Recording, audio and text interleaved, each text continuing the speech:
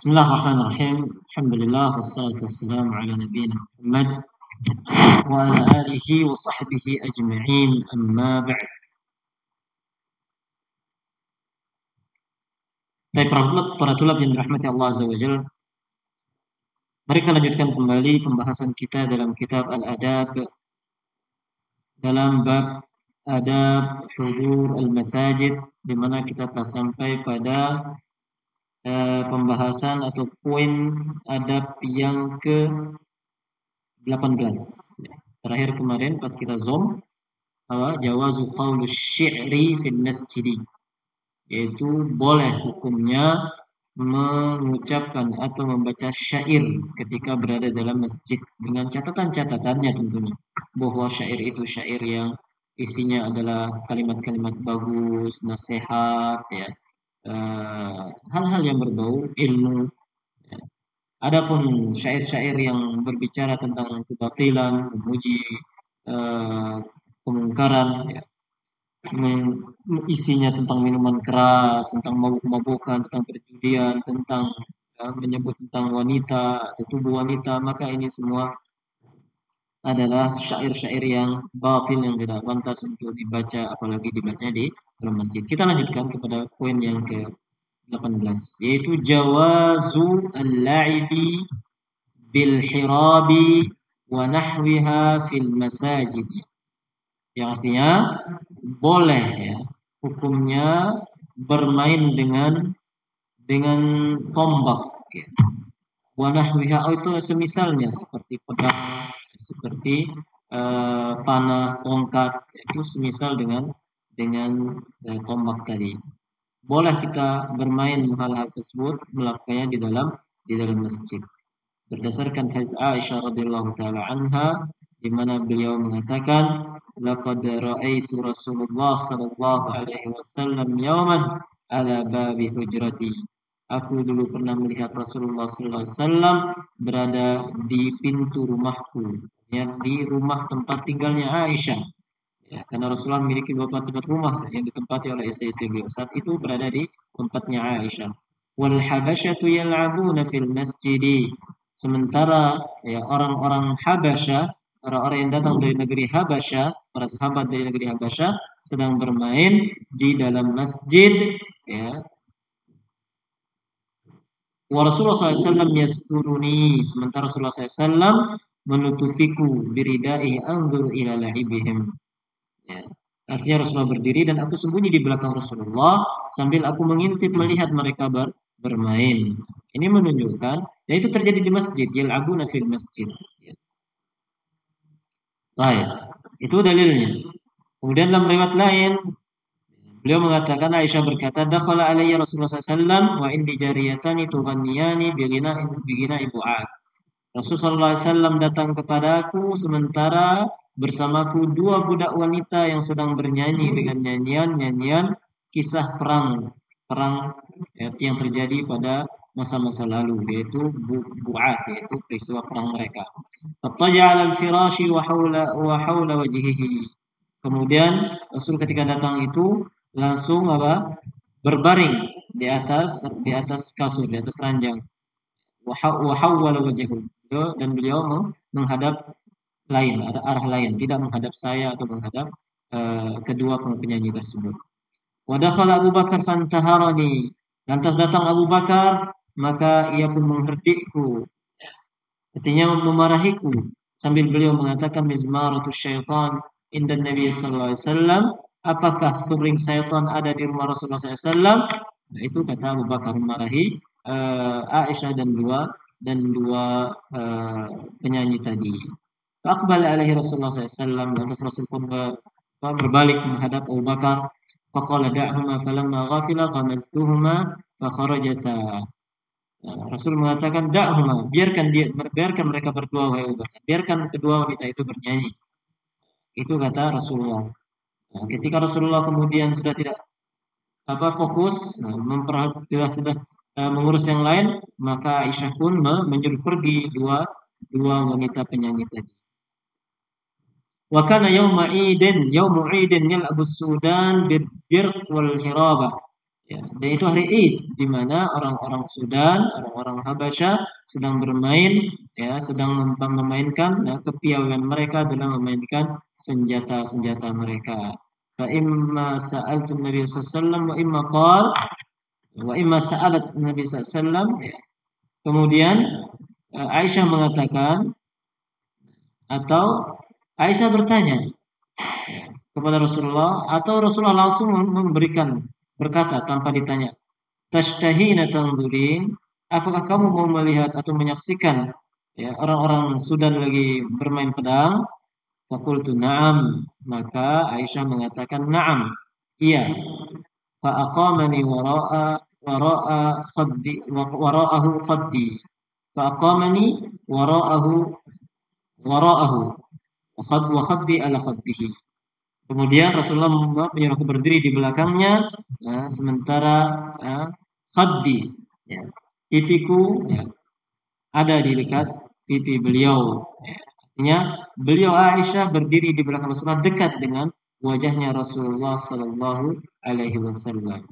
Ini menunjukkan bahwa boleh, ya, hukumnya untuk melakukan hal tersebut di masjid, yaitu bermain pedang senjata di dalam masjid.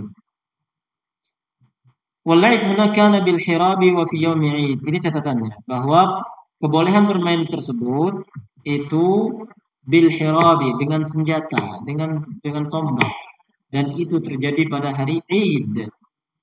Kenapa? Karena hari Id itu adalah yaumu farahin wa surur. Karena hari Id itulah hari kita bergembira, berbahagia.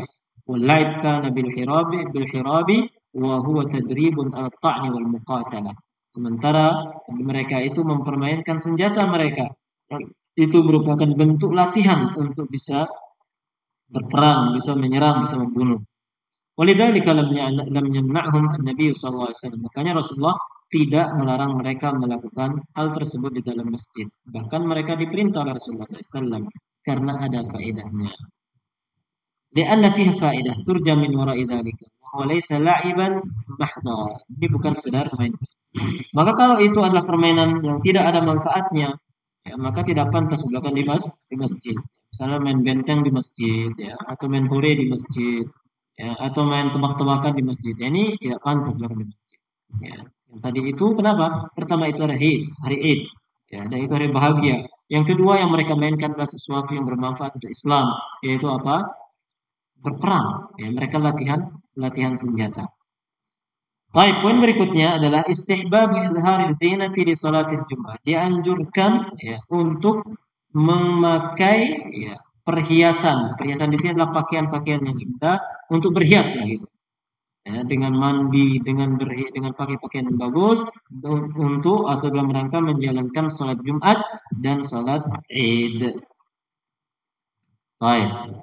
Apa dalilnya?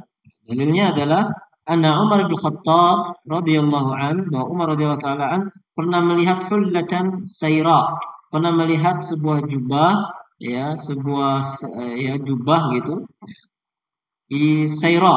Ini enggak tahu di sayra, tapi itu nama jubah ini. Inda babil masjid, di dekat pintu masjid. Faqala ya Rasulullah, law ishtarayta hadha falabistaha yawmal jum'ah. Walil wafdi idza qadimu alaik. Faqala sallallahu alaihi wasallam innama yalbasu hadha man khalaqa lahu fil akhirah. Ya. Rasul menjawab bahwa Umar mengatakan, ya Rasulullah, alangkah bagusnya kalau Anda membeli barang ini kemudian Anda memakainya, jubah yang bagus ini untuk apa? Untuk dipakai ketika sholat Jumat, untuk dipakai ketika menyambut para utusan-utusan yang datang kepadamu ya Rasulullah. Namun Rasulullah menjawab, orang yang memakai pakaian ini, kemungkinan ini pakaian terbuat dari sutra, karena sutra dilarang. Makanya Rasulullah mengatakan orang yang memakai pakaian seperti ini, orang-orang yang tidak memiliki bagian di akhirat kelak. Tetapi yang menjadi poinnya di sini apa? Bahwa Rasulullah SAW lam yungkir ala Umar ittikhadal hullati al-jamilati lil jum'ah wa inda istiqbalil wufud. Bahwa Nabi SAW tidak mengingkari, ya, anjuran Umar yang mengatakan berpakaian bagus ketika sholat Jumat dan ketika menyambut para utusan. Nah, Tetapi yang diingkari apa? Membeli pakaian tadi yang salah tadi, yang terbuat dari harir, yang terbuat dari sutra. Adapun anjuran Umar memakainya pada hari Jumat pada saat menyambut tamu itu tidak diingkari, menunjukkan bahwa hal tersebut dianjurkan, ya, berpakaian yang indah yang bagus ketika menjalankan sholat uh, Jumat. فبهذا يعلم أن التجمل الجمعة والعيدين وللوفود مرغوب فيه. Oleh karena itu berangkat dari hadis ini, ya, bahwa dianjurkan untuk apa, at-tajammul, untuk berhias, ya, ketika kita ingin sholat Jumat, ketika sholat Idul Fitri, Idul Adha, dan ketika menyambut apa, tamu atau utusan-utusan. Wa min az-zinati an yamassa al-qadimu ila al-jum'ati min at-tibi aw ad-dahn. Dan di antara bentuk berhias atau menghiasi diri adalah dengan cara menggunakan minyak wangi, parfum, ya. Dan itu sangat dianjurkan, termasuk ketika hari Jumat, di mana Rasulullah SAW sabda, la yaktasilu rajulun yawmal jum'ati wa yatahhar mustata'a min tahrin wa yudahin min dahni wa yamas min tibi baitihi. Itu di antara sifat yang disebutkan Rasulullah SAW. Tidaklah seorang laki-laki pada Jumat itu mandi Jumat, kemudian dia bersuci, kemudian dia itu berminyak rambut, kemudian dia itu menggunakan minyak wangi, ya. Lantas dia keluar, ya, dan tidak memisah antara dua orang yang sedang duduk dalam masjid, melainkan akan ghufira lahu ma bainahu wa bainal Jumat, akan mendapatkan ampunan antara dirinya dengan Jumat yang akan datang, antara Jumat sekarang dengan Jumat yang akan datang. Baik. Berikutnya yang ke-20. Perasaan yang dirahmati Allah SWT, an-nahyu anil khuruji minal masjid ba'dal adzan. Ya, tidak boleh atau larangan untuk meninggalkan masjid. Bagi orang yang sudah ada di masjid, dilarang meninggalkan masjid ketika azan telah berkumandang. Ini dilarang. Dimakruh hukumnya. Karena hal demikian itu seolah-olah dia lebih mengutamakan hal lain daripada sholat, yang sholat itu memang sudah ada di hadapannya. Yukrahul khuruju minal masjidi liman adrakahul adzan wa huwa fi. Ya, dimakruhkan untuk keluar dari masjid, ya, bagi siapa-siapa yang telah mendapati azan padahal dan dia berada di dalam masjid. Illa liman kana indahu udhrun yusawwibu lahul khuruj, kecuali bagi orang-orang yang memiliki udzur yang menjadikan dia itu boleh keluar dari masjid, seperti memperbarui wudunya, seperti mungkin dia tahu pakaiannya kotor maka dia keluar dari najis, maka dia keluar dari masjid untuk mengganti pakaiannya, nah, dan sebagainya. Ya.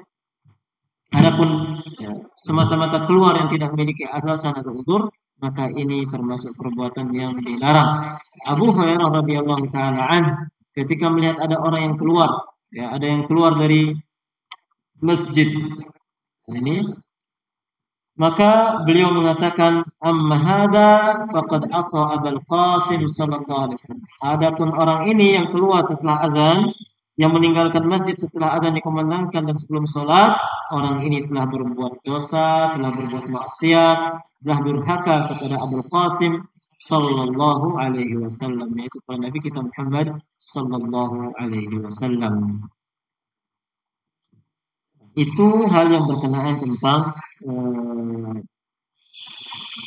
apa namanya, tentang masalah keluar dari masjid. Nah, ini adab yang ke-20. Baik, untuk video kali ini kita cukupkan sampai di sini. Dan adab-adab ini bisa kita jaga, bisa kita amalkan dalam kehidupan sehari-hari kita, dalam ibadah sehari-hari kita.